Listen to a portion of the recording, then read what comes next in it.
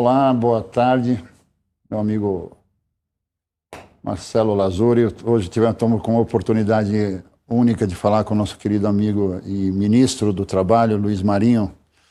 Foi um dos prefeitos de mais notoriedade em São Bernardo do Campo e histórico pela questão da luta sindical, 2 vezes ministro do Trabalho, ministro da Previdência, não é isso, ministro? Sim. Me ajuda aqui, que hoje eu estou tentando tirar tudo da minha cabeça. É um prazer estar aqui com o senhor, até porque nós somos da mesma cidade, então a gente se sente orgulhoso, né? Ficamos muito bem, né? Hoje nós temos um presidente são-bernardense e um ministro são-bernardense. Tá bom, já é bom, né? Já é um bom sinal. Então, boa tarde a todos. E, ministro, eu quero que o senhor fique à vontade, por favor. Eu sei que está tendo algumas questões agora, eu queria muito que o senhor falasse sobre a sua visão sobre o que está acontecendo na Palestina, sobre a posição do presidente Lula, sobre a questão da... Ele fala sobre a segurança, o Conselho de Segurança, o pedido de cessar-fogo que está sendo considerado... Está sendo desconsiderado, não é isso? Está sendo desconsiderado. Parece que quando pede cessar-fogo está errado, né? Hoje é errado pedir cessar-fogo. Pedir paz está errado, ministro? Pedir paz é errado hoje em dia? Pois é, Ali, Marcelo, seja bem-vindo, obrigado. Muito obrigado por nos receber. Deslocado o teu estúdio para cá, para a gente conversar um pouquinho, mandar um abraço a todos tua audiência, teus internautas, em particular o povo de São Bernardo, do ABC Paulista. Manda um abraço para o seu pai, Saif. O Saif não fala Marinho, ele fala Marino. Marino. Dê um abraço ao Saif, um grande amigo e toda a comunidade. Veja, o presidente Lula costuma dizer, o seguinte: você não conquista paz com violência. Paz não combina com violência, com agressão. Eu vou te agredir para conquistar o quê? A violência se combate com o diálogo. A paz se conquista com entendimento, com diálogo, com negociação. Se tem um conflito, como tratar do conflito. E você não cuida de um conflito com violência, com agressão, com bomba, com tanque, com caça. Não é aí que você resolve o problema de um conflito. Você resolve um conflito dialogando. Portanto, o que está acontecendo na faixa de Gaza, o que está acontecendo na Ucrânia, é a mesma dimensão, né? Eu acho que então, a posição do Brasil, ela é muito clara. Quando aconteceu, a Rússia invadiu a Ucrânia, né, uma pressão para que colocasse o Brasil ao lado da Ucrânia. E o presidente falou, nós estamos ao lado da paz, do diálogo, da conversa, do entendimento. Portanto, a Rússia erra, né? Mas a Ucrânia, os americanos, a Europa também erra porque está esticando a guerra. Bota uma mesa de conversa que resolve. E o conflito com Israel, Hamas, você tem a ação do Hamas, para quem está à distância, não entende também a ação do Hamas, aquela agressão que o Hamas fez e provocou essa reação do Israel. Mas a reação do Israel está compatível com a ação do Hamas? É muito questionável, muito duvidoso isso. Portanto, eu creio que o Israel teria, se desejasse, a capacidade de provocar um diálogo para solucionar o problema, o conflito existente. Então, nós condenamos qualquer ato de violência. Então, essa tem sido a opinião do Brasil, liderado pelo presidente Lula. É o que eu penso, eu tenho visto eu falar algumas vezes, falei no Congresso da CUT, falei em debates. Então, nós lamentamos o que está acontecendo, nós protestamos. E lamentamos a ausência de solução dos organismos internacionais. Que é outra fala, o presidente Lula falou na Assembleia Geral das Nações Unidas, pedindo restauração dos organismos internacionais. Porque nada que se deseja discutir ali que leva a possibilidade de diálogo conduzindo para a paz, sempre tem um ou outro país que acaba bloqueando o debate. Um organismo que tem 15 pessoas reunidas para tomar uma decisão, se tiver 14 pessoas que votam para um jeito e um sozinho poder bloquear a visão de 14... Não é democrático. Não é democrático. Então, os organismos internacionais precisam, de fato, passar por alguma revisão para criar a condição de voltar a atuar. Voltar a atuar e garantir o conceito da paz em todo o globo. Quando você vai para o debate sobre fome, aí a pergunta é, falta riqueza no mundo que ter país inteiro, nações inteiras, condenada à condição de fome, de miséria? No Brasil, falta riqueza para ter gente que ainda passa necessidade, passa fome? A resposta é não. Riqueza tem suficiente para o mundo, tem suficiente para toda a humanidade. Falta é distribuir a riqueza que tem. A riqueza está na mão de poucos.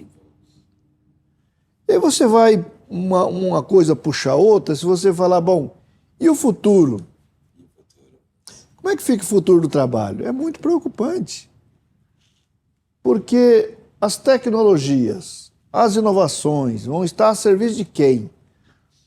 Eu, na minha inocência, algumas décadas atrás, achava assim, a evolução tecnológica vai ser legal pra caramba, porque vai propiciar que as pessoas possam trabalhar menos, que as pessoas possam ter mais tempo para a família, possam ter mais tempo para o lazer, para a educação, né? Para o turismo. E a gente vai olhando a evolução, ela é muito, ninguém está contestando a evolução tecnológica, ela é bem-vinda, são ferramentas fantásticas, gestão do seu tempo, do teu negócio, a inteligência artificial, as novas descobertas, a matéria-prima, está tudo muito bem. Qual é o problema? Ela não está a serviço da sociedade, conforme eu, na minha inocência, imaginei que fosse estar. Ela está a serviço de poucos para ser apropriado, para se tornar mais bilionário do que eram. Então esse é o problema. E daí vai, percebe? Então nós estamos numa situação que precisa muito debate, muita reflexão. O mercado de trabalho. Nós geramos agora, em setembro, 211 mil novos empregos CAGED. 1.600.000 em 9 meses. Resta computar outubro, que está terminando hoje, novembro e dezembro, para ver quanto vai dar no ano. Vai aproximar de 2 milhões. Agora, os empregos gerados com baixa remuneração. Então, é preciso um debate também da qualidade do emprego, da qualidade do mercado de trabalho, o papel da capacitação, da qualificação, enfim. Mas estou falando muito, abri para vocês ver as perguntas que vocês querem falar, mas fica aí. Paz se conquista com diálogo, com amor, com carinho, com afeto, com respeito às partes. Senão, é a tragédia que nós estamos assistindo nesse momento. Eu gostei muito da sua frase quando você disse que lamenta que Israel abandonou a paz, né? Qual que foi o seu termo? Desistiu de... Eu lamento que Israel não buscou a paz. Não busca a paz, não busca o diálogo. O diálogo leva a paz. Dizer que a paz se conquista dizimando eu vou falar a uma população coisa. Olha, não é a paz, né? Então isso pode levar, né, por mais duro que seja a classificação, mas levar a um genocídio. Você pega e fala assim, por exemplo, algum tempo atrás, alguns países chegaram a fazer alguns acordos com eles, por exemplo, Emirados, Marrocos. Então nós esperávamos que havia um caminho para a diplomacia. Isso é uma visão minha, tá?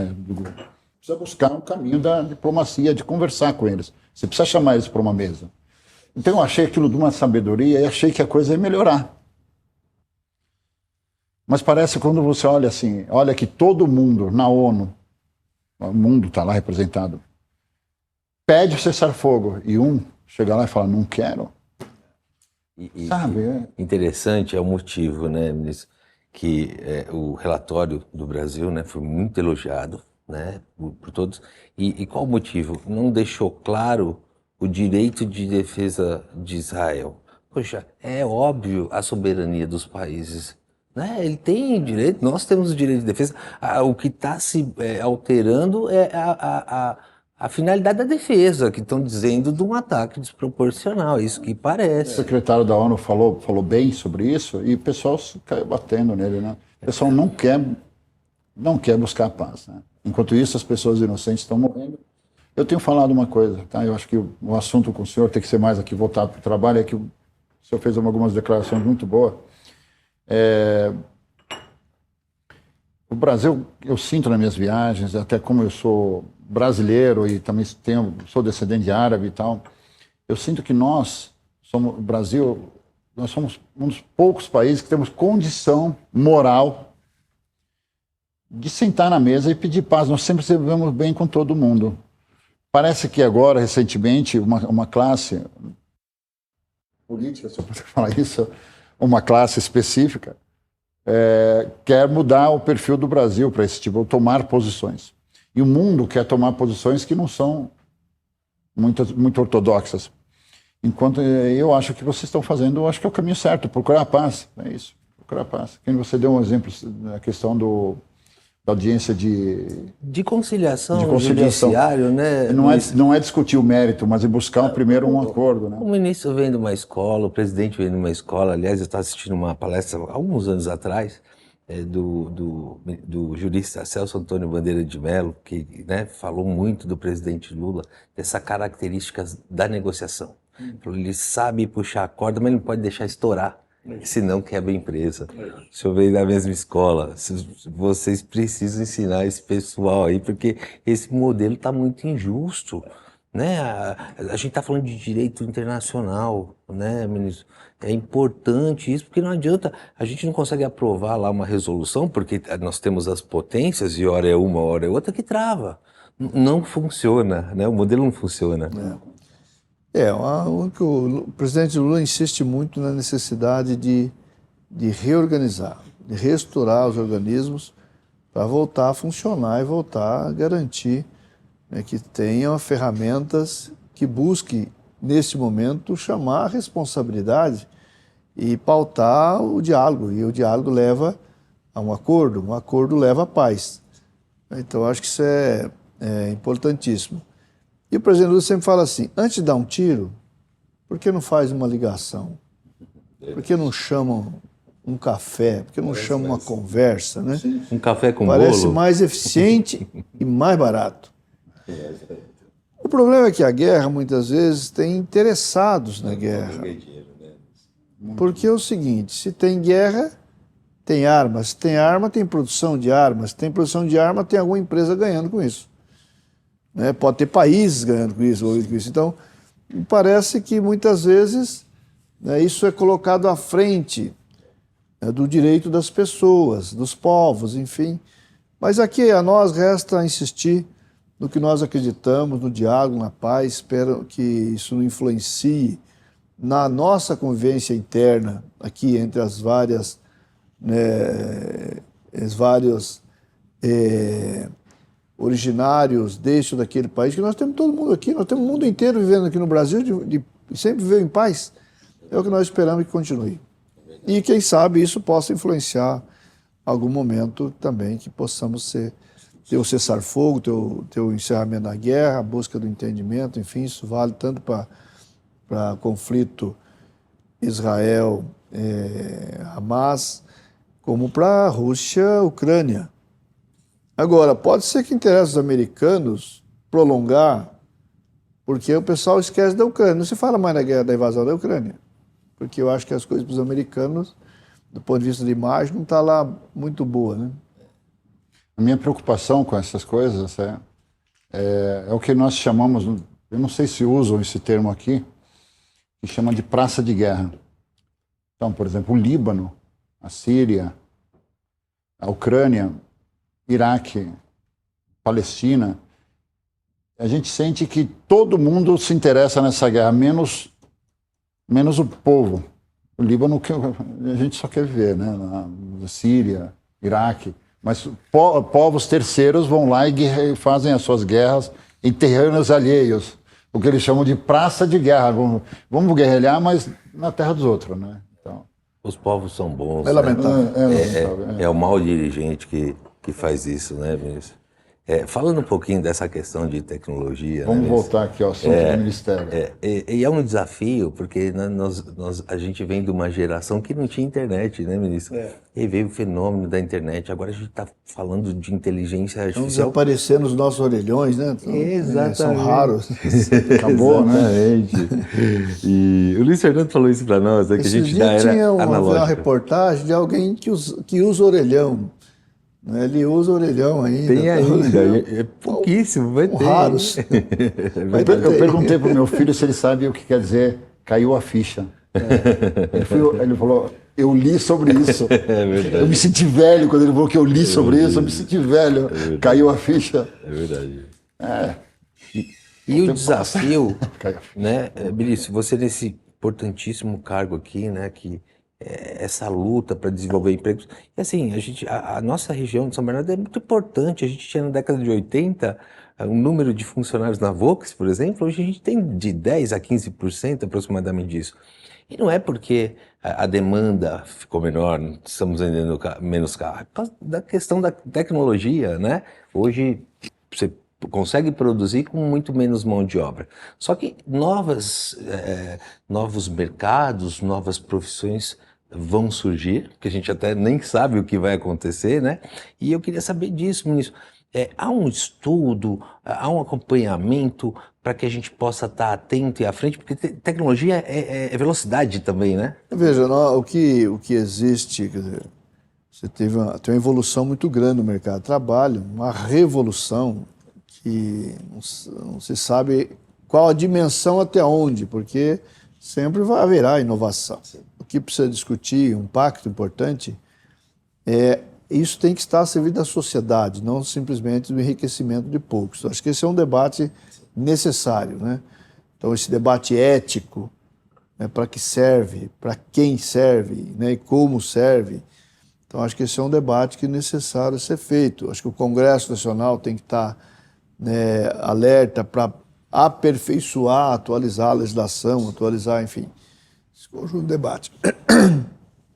Nós temos um processo gigantesco de evolução tecnológica que leva, você falou do caso da Volkswagen, a Volkswagen chegou a ter, o pessoal fala mais de 40 mil, mas na verdade o maior número que eu tenha conhecimento chegou a 39 mil, quase 40, faltando pouca coisa para arredondar 40 naquela unidade da Anchieta. Você teve mais, chegou a ter mais de 50 mil nas conjunto das unidades espalhadas, né? Fábrica de motor, parte da fábrica de motor era também na unidade de Anchieta, que depois, com a nova fábrica, foi deslocada essa quantidade de empregos, né, para a fábrica de São Carlos. Então, tem essas realocações também. Então, tem parte que era os empregos que estavam lá, foi deslocado para fornecedores. Então, você tem também uma parte daí que ela ainda permanece, porque você tinha as fábricas, ela não era montadora, eram as fábricas de automóvel. Então, assim, pega a Volkswagen, o pessoal conhece a ala 3, a ala 4, o porão da ala 14, da ala 13. Você tinha na fábrica de chassi do Fusca, era lá. A pintura do chassi do Fusca, antes de montar o Fusca, indo para a funilaria. Mas você tinha fábrica de bancos. O porão da ala 4 era inteirinho para fabricar bancos. Solda, montar a estrutura do banco. Não era o banco final. O banco final fazia, se eu não me engano, a montagem e tal, com as estufas, acho que era no porão da ala 14, se eu não me engano. Não estou enganado agora, mas a estrutura de solda para montar o banco era no porão da ala 4. Hoje não tem mais. Hoje o banco chega montadinho, pronto. É só encaixar. Né? O painel do carro era tudo. Hoje, né? Hoje ele chega pronto, então é só encaixar. Então isso também foi transferindo empregos da montadora para a cadeia produtiva. Então teve isso. Mas, de qualquer forma, é brutal a redução do número de pós-trabalho pela tecnologia, pelos robôs, tá? Enfim, as inovações tecnológicas como um todo. É que se olha para frente, quando fala da inteligência artificial, você pode ter uma redação de jornal sem nenhum jornalista. Ou muito pouca gente, percebe? Então, é uma dimensão de substituição muito grande.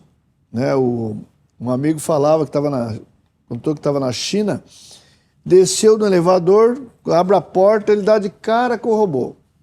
O robô entrou no elevador e falou, vou ver o que esse robô vai fazer. Curiosidade. O elevador subiu, ele estava indo fazer entregas.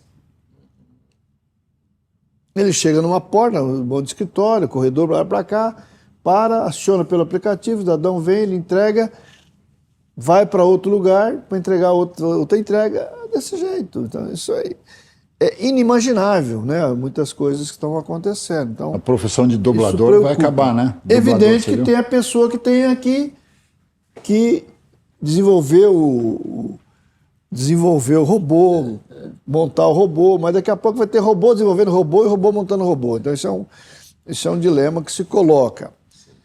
O que a sociedade precisa pensar e os estados, né, os estados-nação têm que pensar, é como garantir o bem-estar dessa população. Tá certo? Tem um cidadão aí,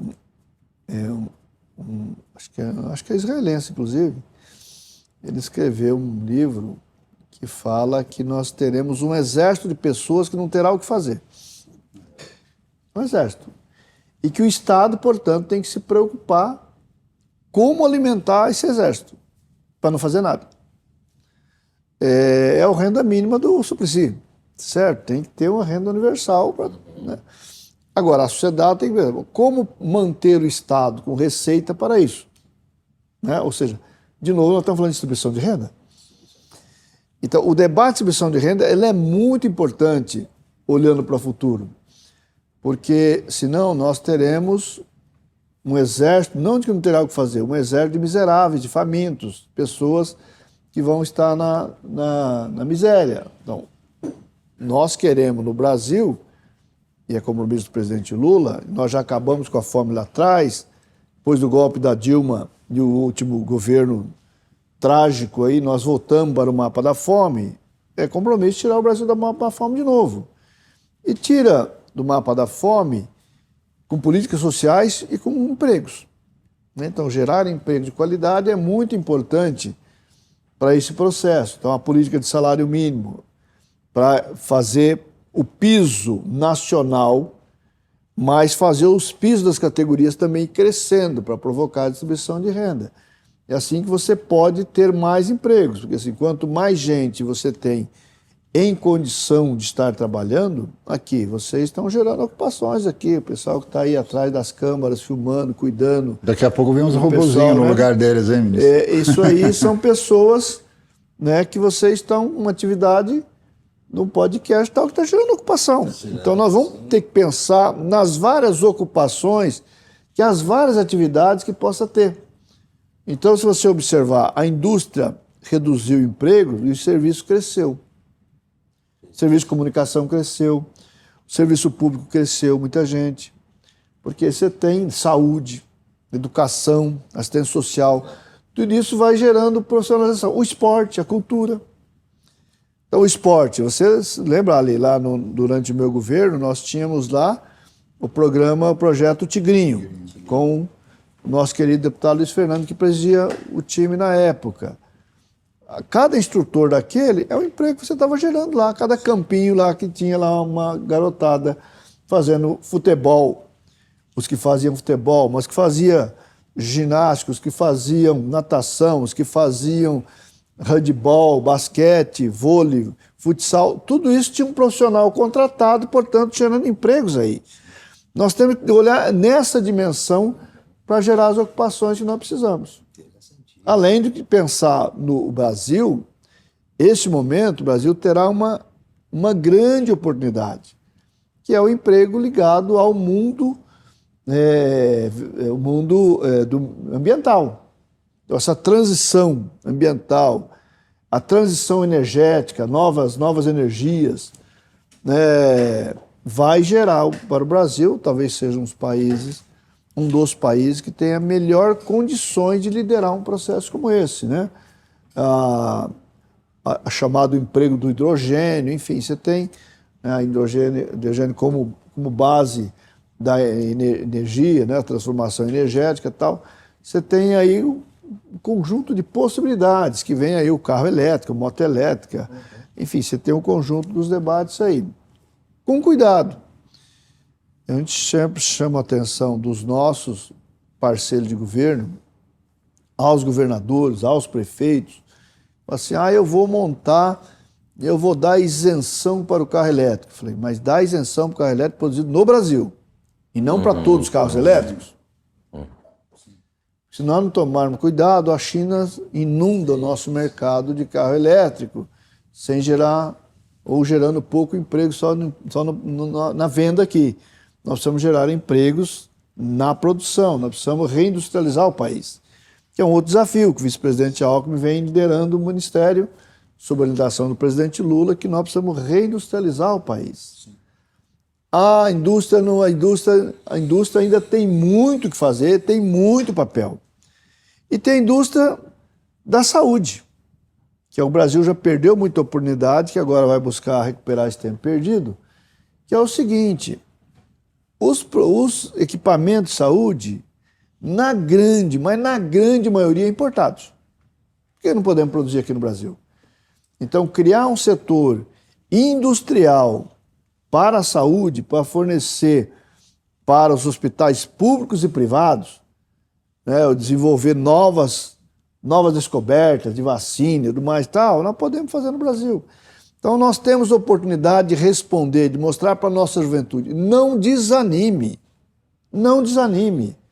Nós estamos aqui trabalhando para gerar oportunidade para todo o nosso povo. Por falar nisso, olha, tem aqui, ó, isso aqui é chamada Escola do Trabalhador 4.0. É uma parceria com a Microsoft para formação, qualificação, capacitação digital. Desde o letramento digital, para quem não sabe nada, até a programação, enfim, em 7 trilhas. 7 trilhas, somando 134 cursos. Como disse, desde o letramento até, né, a programação, passando aí pelas as várias etapas de um processo de qualificação e capacitação digital. Tem empregos no mercado para isso. Então, né, quem tiver interesse, só procurar. Você pode ir lá da sua casa fazer, pelo seu celular, pelo seu computador. Mas nós temos estimulado as cidades, sindicatos, estados, a montar laboratórios no território. Porque nem todo mundo tem uma condição lá na sua residência, uma condição, um ambiente tranquilo para você, porque a aprendizagem tem que ter ambiente tranquilo, sereno, você está tranquilo, sem muito barulho, então, pensar nessa condição, nessa qualidade é importante. Então, tem muitas famílias que não têm essa condição, ou não têm internet em casa, enfim, né? Então, você pode, eventualmente, né, lá na ponta, o Estado, o sindicato, a empresa, pode montar lá uma sala de laboratório. A contrapartida desse ente é o laboratório e o monitor que a Microsoft prepara. Sim. Já tem mais de 1 milhão de pessoas que já passaram por esses cursos, mas tem a meta de 5,5 milhões até 26. E é possível que outras empresas venham, ter outras empresas discutindo também a possibilidade de pensar esse programa conosco. Tem faixa etária, ministro? Não tem limite de faixa etária. É importante essa iniciativa, né? Porque o limite é o desejo. É o desejo, é a vontade, né? A aplicação. É importante esse programa porque às vezes a gente tem vagas de empregos que não conseguem ser preenchidas por causa da falta de qualificação, né, ministro? Ministro, eu queria falar um pouquinho sobre a questão. Você me chamou a atenção sobre a questão das empresas de São Bernardo do Campo. Eu também participo de algumas câmaras de comércio. E algumas vezes a gente recebe pessoas de fora para poder comprar automóveis naquela região. E algumas vezes percebemos que acaba a Europa tomando essa negociação, como já aconteceu anteriormente. Aconteceu comigo. Uma ocasião fui procurado pelo Iraque, se eu não me engano. Eu estava nessa queria época, comprar caminhões. Exatamente. E a possibilidade de comprar tantas outras coisas. E olhamos tal e apresentamos para a Mercedes-Benz. E o Iraque comprou os caminhões. Só que a Mercedes-Benz, a matriz, decidiu que não seria fornecido pelo Brasil. Seria fornecido pela unidade da Turquia, se eu não me engano. Fizemos um trabalho naquela época. Nós trabalhamos para gerar emprego em pessoal. São Bernardo e geramos emprego em outro lugar, porque os alemães decidiram que o Brasil não precisava. Como evitar isso? Um trabalho com o sindicato, conseguimos evitar um tipo de coisa desse? Ou Veja, o sindicato sempre é muito mobilizado nisso e trabalha bastante, enfim. Hoje nós estamos no outro patamar, que hoje nós temos representante no Conselho Global das Empresas Brasileiras. Então nós temos gente lá participando lá, pode ter mais uma voz para brigar lá no, Sim. lá no ninho, né, dos alemães lá. Mas, infelizmente, Ministro, agora você tive a informação que o Iraque quer voltar. Estamos preparando uma missão na Câmara de Comércio e estamos chegando aí, virão ao Brasil, querem visitar as indústrias. estou região. inteiramente à disposição. O Ministério do Trabalho e Emprego, o governo Lula está à disposição para interagir, para trabalhar e, de novo, e dessa vez a gente buscar, porque na época nós não tínhamos a possibilidade da solidariedade do governo, né? Era um governo antes do governo Lula, e aí não tinha a voz do governo apoiando uma iniciativa como essa. E se nós tivermos a possibilidade de interagir agora, organizar, né, nós temos, né, o presidente Lula, o vice-presidente Alckmin, que seguramente serão vozes para auxiliar num debate como esse. Então, tendo oportunidade, pode trazer, nós estamos abertos, seguramente os sindicatos, que não é só do ABC, você tem a Volkswagen no Rio, você tem a Volvo no Paraná, né, você tem as várias unidades espalhadas, né? Você tem as asiáticas chegando, que diz que vai produzir caminhão também, caminhão, carro, enfim. Tem uma na Bahia, outro no interior do estado de São Paulo. Então, é colocar à disposição das empresas que produzem no Brasil. Eu acho que esse é o único compromisso que a gente busca, né, numa interação como essa, colocar como contrapartida. Estamos precisando, né? E essa disputa, né, da balança comercial, dessa concorrência, a gente teve abertura há muito tempo atrás do mercado, isso foi importante para trazer tecnologia, tudo, mas alguns setores quebraram nisso. O setor têxtil, a gente não conseguia concorrer com a China, por exemplo. Na época eu falava o seguinte, né? Nós abrimos o mercado sem planejamento. Sim, você está inserido no mercado global, você tem deficiência tecnológica num segmento, você não pode, de uma hora, escancarar o mercado desse jeito sem nenhuma proteção. Você tem que buscar fazer evolução tecnológica para colocar em igualdade de condição na competição, senão passa uma decisão burra do país. Então, nós tínhamos que tirar proveito da abertura e não se sacrificar com a abertura. Em vários segmentos, nós nos sacrificamos com a abertura porque não fizemos de forma planejada. Então, você planeja uma inserção global no país, ela é importante. Nós queremos interagir com o mundo, nós devemos e precisamos interagir com o mundo. Não é? Mas abrir espaço para exportar, importar. Quem exporta tem que importar, não pode só exportar. Sim, sim. Mas não podemos matar a indústria desse ou daquele segmento. Você tem que buscar ter uma situação de concorrência que você consiga concorrer. E você pode ter complementar, não é? Você pode ter algum segmento que você não tenha, que você não produza, não tenha a capacidade tecnológica, mas outro você tem, que você crie condição de uma equivalência para não quebrar o teu setor da economia, né?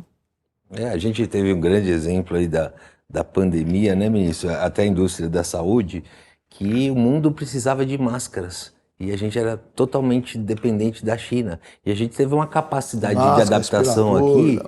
Mas as máscaras, em especial, porque tinha a costureira, a pequena costureira que a gente ia falar, mas produzindo máscara. E a gente, a indústria nacional funcionou muito bem. No tempo nós fomos melhorando o desempenho nosso aqui, né? Ministro, sobre a questão do imposto sindical, vai ser compulsório? Veja, tem uma confusão aí nesse debate sobre o imposto sindical. O governo Lula, lá em 2005, quando eu assumi o Ministério do Trabalho, substituindo o ministro Ricardo Berzolini, tinha um Fórum Nacional em funcionamento, que o Jacques Wagner tinha pensado instalar, mas ele foi para a coordenação do Conselho Nacional de Desenvolvimento, e o Berzoini assumiu, acabou fazendo e tocando até quando eu cheguei em 2005, estava concluindo os trabalhos, nós tivemos ali a oportunidade de acabar com o imposto sindical, que a ideia era acabar com o imposto sindical, acabar com uma outra taxa que alguns sindicatos tinham implantado, chamada contribuição confederativa, e ficaria, portanto, mensalidade e uma outra contribuição que chamaria de contribuição negocial. Parte dos sindicatos, com baixíssima representatividade, se insurgiram contra essa mudança, surgiram contra acabar com o imposto sindical. Os sindicatos mais representativos acabou entrando nessa chiadeira e foi mantido o imposto sindical. Acabou agora, mas sem entrar nada no lugar. Então você criou uma distorção, porque o lado empresarial ele tem mecanismo para se sustentar, especialmente a partir do sistema S. Mas o sistema S não é verdade, não é para isso. Mas as entidades patronais têm uma taxa de administração do sistema S que acaba se mantendo. E os lados trabalhadores, nada. Então, enfraqueceu muito os sindicatos. É preciso recompor. Mas não voltará o imposto sindical. O imposto sindical não voltará. O que tem a possibilidade de, é isso que as bancadas de trabalhadores e empregadores estão discutindo, que é manter a mensalidade e ter mais uma contribuição que chamará contribuição negocial. Ou seja, se o sindicato negociou, isso vale para trabalhadores e para empregadores. Teve uma negociação, teve uma conquista para a categoria, então você discute qual a contribuição que os trabalhadores dariam para o sindicato e qual a contribuição que as empresas dariam para o sindicato empresarial, porque é importante que o sindicato seja forte para propiciar acordo de negociação. Você não tem negociação com desiguais. Você tem que igualar as condições de representação para produzir bons acordos, para cuidar do ambiente de trabalho, saudável, mais saudável, enfim. Então, esse é o debate que tem. Então, vai surgir, se tudo der certo, a contribuição negocial que é ancorada no acordo. Não tem acordo? Não tem contribuição. Mas a Assembleia pode rejeitar. Né? Então é o seguinte, vamos imaginar que o sindicato, a diretoria do sindicato apresenta lá um conjunto de pautas a ser conquistada e junto a contribuição negocial. A Assembleia pode rejeitar, dizer, esse ano não cabe contribuição porque as finanças do sindicato estão bem, por exemplo. Ou não cabe esse tamanho, tem que diminuir. Então nós vamos buscar interagir para que tenha um acordo nesse sentido. E aproveitando isso, existem muitas críticas sobre a quantidade de sindicato que a gente tem comparado, inclusive, com outros países do mundo. É excessivo mesmo? A gente, para o fortalecimento, precisa de uma redução? Veja, ele é muito relativo, mas, na minha opinião, ele tem muitos sindicatos, pode ser menos. Então, eu acho que o movimento sindical brasileiro, isso vale para trabalhadores e empregadores, é repensar nesse processo evolutivo se não é o caso, de vez de ter por categoria, ter por segmento econômico. Sindicatos, trabalhadores na indústria, no território X, tudo tiver na indústria, está em torno. Não precisa ter 3 sindicatos, ter o dos químicos, dos metalúrgicos, da construção, pode ser um só, por exemplo. Então isso seria saudável, seria ou será saudável se o movimento sindical conseguir, mas ele tem que ter liberdade para isso, pode ser uma imposição. Sim. Quem tem que ser o sujeito são os trabalhadores e os empresários. De fato, eu acho que é melhor conjugar aqui num sindicato mais robusto, com mais segmentos, enfim. Então, isso é um debate possível, mas não é o Estado lá, tem que ser assim.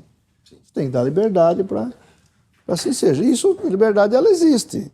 Então, se as partes chegarem à conclusão, né, você pode ter esse processo. Como teve, por exemplo, em São Paulo, você tinha o sindicato dos gasistas, você tinha o sindicato dos eletricitários. Esse sindicato é um só hoje. em alguns territórios, né? Então, você juntou os dois, tem tudo a ver com energia. Gás é energia também. Então, você pode ir conjugando segmentos para formar sindicato mais forte. E fortalece, E né? quanto mais forte, melhor. Melhor, né? Sindicato fraco só serve para atrapalhar. Complicado. Ministro, a gente queria falar um pouquinho sobre São Bernardo, né? Nós estamos próximos aí, o ano que vem tem eleição, né? É o berço, né, do Partido dos Trabalhadores, né? E qual a visão do senhor para as eleições para o ano que vem? A gente, no nosso programa, entrevistamos todos os possíveis candidatos a prefeito, né? Há um debate, inclusive, do ex-prefeito William Dib, né, que ele fala sobre a questão da renovação, da importância, porque a gente está tendo essa alternância em São Bernardo, ora PT, ora oposição.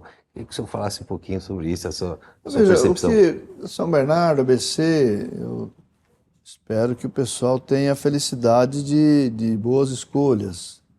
Em São Bernardo, eu torço mais do que nunca. Vocês sabem a relação com o Luiz Fernando, eu terei candidato a São Bernardo. O próprio Luiz Fernando deve ter falado para vocês, insistiu muito para que eu fosse. Eu não posso deixar de atender o chamado do presidente Lula para colaborar com o país para atender um chamado da cidade. Fiz isso em 2008, acho que cumprimos 8 anos com muita determinação, acho que fiz bem a minha parte. São Bernardo, no nosso governo, nós planejamos a cidade. Se você olhar, todas as obras importantes de São Bernardo foram planejadas no meu governo. Muitas delas deixaram recursos programados, financiamento internacional negociado. O atual prefeito vai terminar os 8 anos, vai entregar tudo que eu deixei programado. Eu só não sei se ele está deixando alguma coisa programada para o sucessor. Eu espero que o Luiz seja o sucessor, sinceramente falando. Acho que tem uma boa cabeça, uma boa visão. E São Bernardo precisa ser resgatado para a cidade. A gente percebe que o atual governo é um governo tanto quanto autoritário e não tem uma relação democrática com a cidade, a população. Acabou o debate de territórios, do orçamento participativo, das prioridades que a população enxerga como prioridades, e não o cidadão lá, trancado no gabinete, enxerga como prioridade de cada território da cidade. Enfim, então eu espero que o povo tenha a felicidade de fazer a boa escolha, que a cidade volte a respirar a democracia, né? E não a coisa muitas vezes autoritária, né? Que a gente percebe pelos vídeos aí que o pessoal acaba filmando, botando na rede, enfim, né? E que São Bernardo possa recuperar, inclusive, a autoestima de atrair novos investimentos, voltar ao debate das necessidades, estar presente nos debates de infraestrutura da região metropolitana, né? Ser parte integrante da região metropolitana, ser parte integrante do consórcio de prefeitos da região, até do consórcio a cidade saiu, um negócio inimaginável, né? Um negócio atrasado, um retrocesso absurdo, né, na governança regional. Então, enfim, vamos torcer para que o nosso povo... Eu serei só um voto, então essa vai ser minha influência, além, evidentemente, da campanha, né, que pretendo dar a minha contribuição. O senhor vai fazer a contribuição apenas em São Bernardo ou em todo o ABCD? A gente acaba contribuindo além disso, né? A gente é chamado, seguramente serei chamado, né, para colaborar em outras, estaria à disposição. Ano que vem temos uma eleição bem específica, né? Bem importante. Bem importante. E ministro, você falou do turismo, né?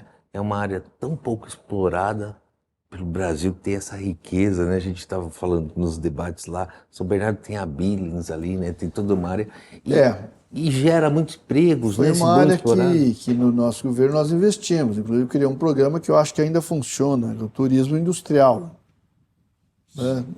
Acho que ainda funciona, porque tem curiosidade, vem gente até de fora do país para visitar a fábrica de vidro né, como chama a fábrica de vidro lá? O Eaton. A Volkswagen, a Scania, as várias empresas que participam do programa. Né? Você tem a gente do campo, né? Tem gente de Mato Grosso do Sul, que ia para visitar uma fábrica, tem a curiosidade, nunca entrou numa fábrica, tem a curiosidade, como é que monta um automóvel, como é que monta um caminhão, né? Como é que constrói um copo, né? Então, tudo isso é possível também, né? O pessoal conhecer, saber, né? Curtir esse momento. E a Bíblia é um paraíso fantástico, né? A Estrada Velha, como possibilidade também. Infelizmente, o Estado, ele acabou eliminando vários restaurantes ali da Rota do Peixe, né? Que é um absurdo, era possível ter sido preservado, muitos restaurantes que fecharam ali, mas mesmo assim tem muita coisa para o turismo gastronômico, né? E você tem o turismo religioso como possibilidade, né? Você tem a mesquita, você tem o santuário da Nossa Senhora Aparecida na Pauliceia, você tem a matriz, a primeira, que foi fundada, Dom Pedro, que outorgou para fazer a capela da matriz. Enfim, você tem muita coisa ali, você tem os templos do mundo evangélico também, tem templos importantes ali, dos Mormons, você tem muita riqueza ali em torno de cada tema que você procurar. Eu, inclusive, tinha feito um programa lá e buscar de aumentar a quantidade de peixe na represa. O Ministério da Pesca tinha liberado, não sei se era 2 milhões ou 4 milhões de alevinos para soltar na represa. Mas o atual prefeito, inclusive, na época era deputado, chegou a falar que eu seria preso se fizesse. Trabalhou para o meio ambiente impedir. Acho que uma falta de inteligência. Porque a represa era poluída.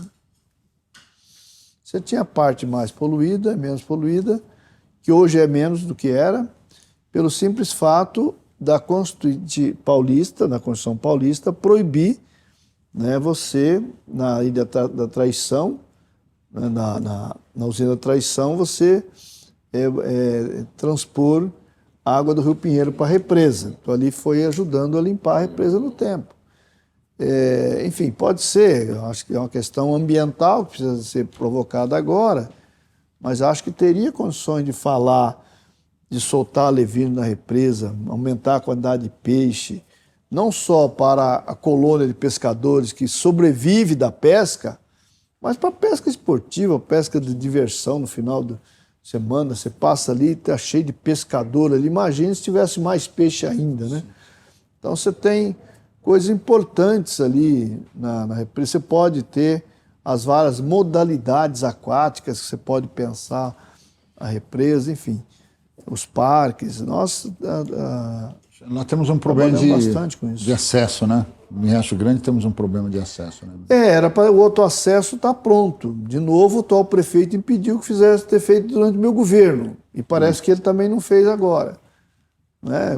Valeu o boicote e tal, enfim, porque ali, antes do pedágio, tinha uma outra alça de acesso ali, que daria, inclusive, no fundo do empreendimento do nosso amigo o Armando Madel. Enfim, tem coisas que eu não consigo entender. Tinha várias obras que eu tinha planejado fazer em torno da Anchieta para melhorar.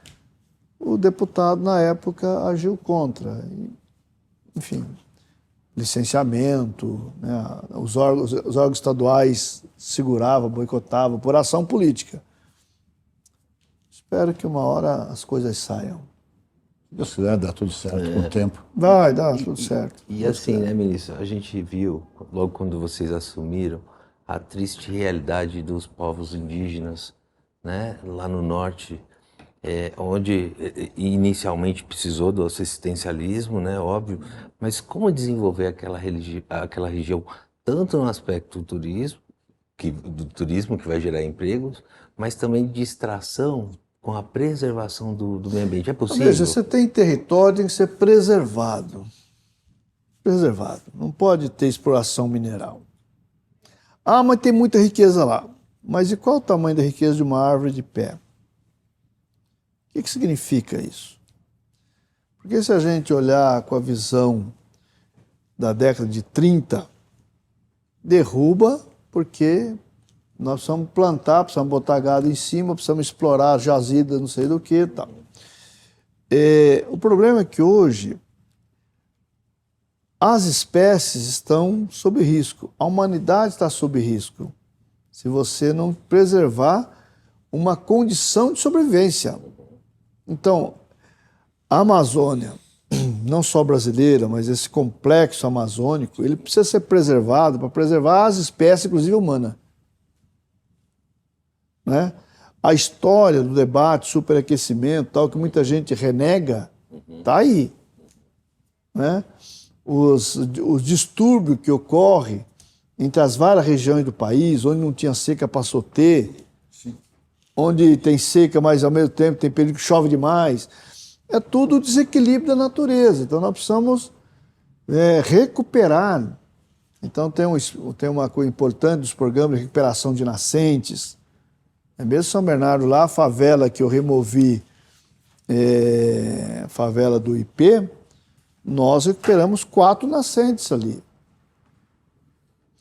Então é preciso trabalhar com essa lógica da mata ciliar para preservar a qualidade dos rios, para você poder levar água onde não tem, que é o caso da integração de bacia do Rio São Francisco, que desde Dom Pedro falava de fazer, mas precisou de Lula botar esse programa de pé, né? E agora está tendo terminado todas as obras.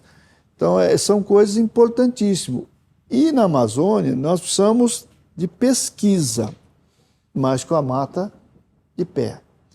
Ali tem muita riqueza que você pode utilizar tanto na lógica alimentar como na lógica da saúde, das novas descobertas, enfim, você tem ali uma riqueza fantástica de pé ali, que ele pode gerar renda sem derrubar a mata. Então, é disso que se trata, a extração Renovável, né?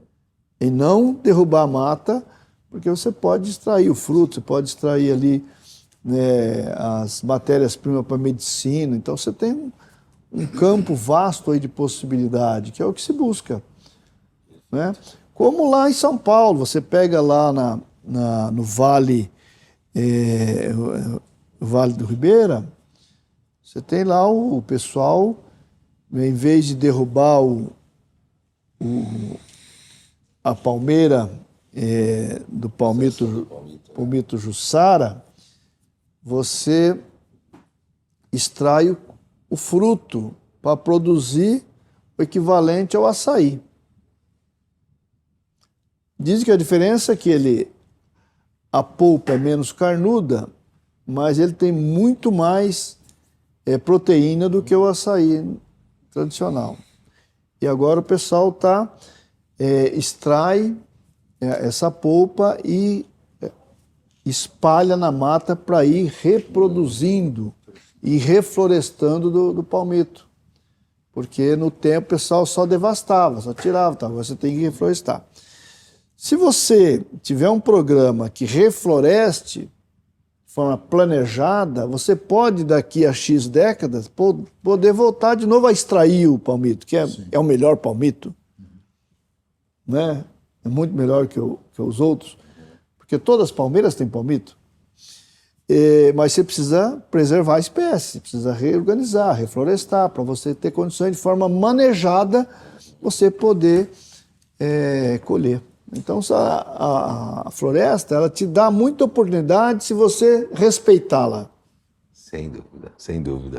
Ministro, agora eu vou mudando um pouquinho de assunto, mas acabando o tempo. Podemos só complementar com a importantíssima questão, bandeira do ministro, que é a questão dos aplicativos, né? Os aplicativos de entrega, os aplicativos de transporte, né? A preocupação do governo em garantir os direitos desses trabalhadores e ouvindo os lados, a gente queria entender um pouquinho, ministro, como que funciona todo esse processo. Eu queria saber como é que está também, se pelo que eu entendi, está tendo um acordo, vamos dizer assim, está se buscando uma sim. Ouvir conversa. das partes. Sim, estamos na seguinte situação. Essa mesa funcionou com 2 mesas paralelas, de entregadores e de transportadores de pessoas. Né? Então, as empresas, as plataformas, majoritariamente transporte de pessoas, 4 rodas, Uber, 99, as várias plataformas de transporte de pessoas. E as plataformas de entregas, iFood, Companhia Limitada. A de transporte de pessoas evoluiu para a condição de acordo. Então, tem um acordo que eles me prometeram entregar a redação hoje. A de transporte de mercadorias, de entregas, esse não evoluiu para acordo. As empresas dizem que não cabe no seu escopo do negócio a pauta de educação dos trabalhadores. Eu pergunto, mas qual é o escopo do negócio? É de superexplorar? Pagar salário miserável? É esse o escopo do negócio? Então, quando eu anunciei que tem acordo com o transporte de pessoas, uma das plataformas me procuraram dizendo se ainda tinha condição de conversar. Eu falei, claro que tem. O Ministério do Trabalho e Emprego no governo Lula nunca estará de porta fechada para nenhum segmento que deseja dialogar e conversar. Então, ela está aberta. Então, enquanto a gente constrói a redação desse acordo, que o presidente Lula programar o dia que vai assinar o projeto para mandar para o Congresso Nacional do transporte de pessoas, é o prazo que eles têm para negociar. Se não negociar, o governo vai encaminhar um projeto da mesma forma de entrega para o Congresso Nacional. Mas a minha preferência, a preferência do governo é a negociação das partes. Se tem um acordo entre os trabalhadores e empregadores, essa é a posição que a gente adota, independente se a gente gosta ou não, porque é um acordo das partes. Porque o melhor é fazer o acordo. Isso vale para tudo na vida. Quando você conquista na marra, você pode esperar que depois de algum momento venha um troco. Tá certo? Vem um desaforo. Porque você não fez um acordo, você impôs ao teu interlocutor. Quando você impõe, aquilo ali pode não descer, pode ficar um espinho grudado aqui, uma hora pode vir as consequências. Isso vale para Israel, para o Hamas, vale para o Putin, vale para o Zelensky, vale para todo mundo. Tá certo? E vale para a relação do trabalho. Então é o seguinte, nós sempre olhamos e preferimos o acordo, a negociação, insistimos nisso. Então, esse é o patamar. Então, tem acordo com as plataformas de transporte de pessoas e os seus trabalhadores, que nós vamos transformar em projeto de lei, e não tem acordo ainda com a entrega de mercadorias, entrega de refeições, enfim, que a gente espera que chegue ao acordo. Se não chegar, nós vamos mandar o projeto para a Câmara do que nós captarmos da bancada dos trabalhadores. Perfeito. Boa sorte, né? Que o Brasil saia ganhando, que os trabalhadores saiam ganhando. Ministro, a gente poderia ficar aqui até amanhã com você, né? Não esgota o assunto, mas vale encerrar, né? É que o ministro a agenda dele já está um pouco apertada. Bastante. Já apertou. O Rai já falou lá. Já ficou mandando mensagem aqui. De qualquer forma, os estúdios lá em São Bernardo estão abertos. Quando for a São Bernardo, eu queria convidá-lo mais uma vez. Feito. Tomar um café com marca. bolo. Tá Nossa, certo, né? Feito. Vamos com café com bolo e almoçar lá em casa, na casa do meu pai. Feito. A minha mãe prepara aqueles carneiros. Ele come pouquinho, né? O ministro come um pouquinho, minha mãe coloca aqueles... Ela tem uma mesa inteira comigo. Pelo amor de Deus, cadê o batalhão para almoço? Como é que meu pai fala? Come isso! Come! Veja como isso é bom! É verdade. São muito generosos. É assim né? mesmo. Generosos. Ministro, muito obrigado mais uma vez. Obrigado, doutor Marcelo Lazuri. Obrigado a todos que estão nos assistindo aqui. Valeu, um abraço Obrigado, aos internautas, tua audiência aí. Obrigado.